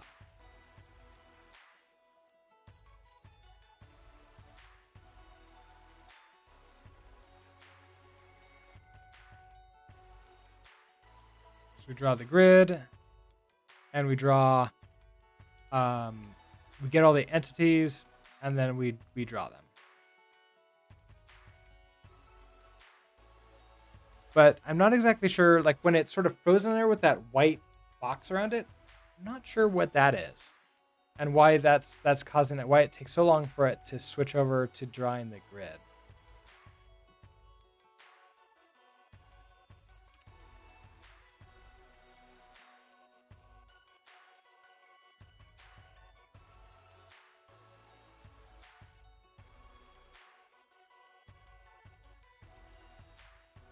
I wonder if I have something that's like blocking, that's taking a lot of processing power, but then it shouldn't be blocking too much because the updates are happening. Otherwise, the updates wouldn't happen at all. So something else about the draws is like really slow, which feels strange to me. I'm not exactly sure what's up with that. Let's try a cargo run release and see how this looks in release mode.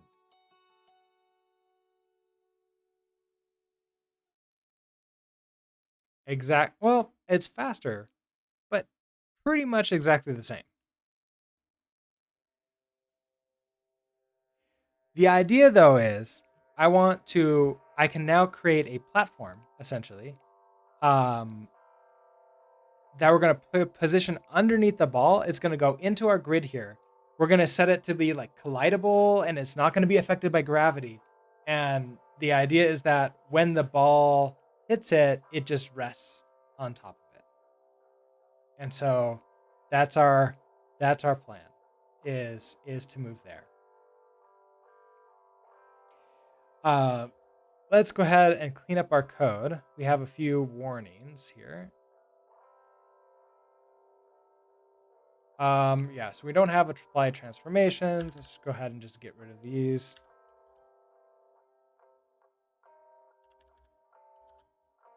We can always bring them back in once we're ready. We have the commented out code down below. No more warnings, no errors. All right, so I think we should still be good here. Let's go ahead and send this on up. So now we are updating all items in the grid. I'm going to push that, and let's also go take a look at how this runs on the Raspberry Pi. So where is my... I don't actually see it on this list. Let's open you up. Okay. Get pull and cargo run release. This always takes a few minutes to run, because like building for release mode is not the fastest on a Raspberry Pi. And you know what? We can also open up. Where is it?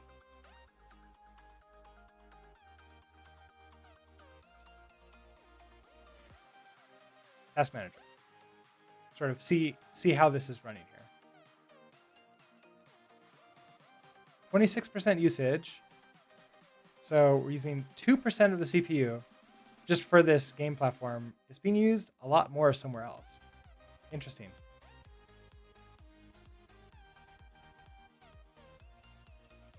I wish we could get more like video memory. But I can't really seem to. All right, so we missed that running. Let's try this again.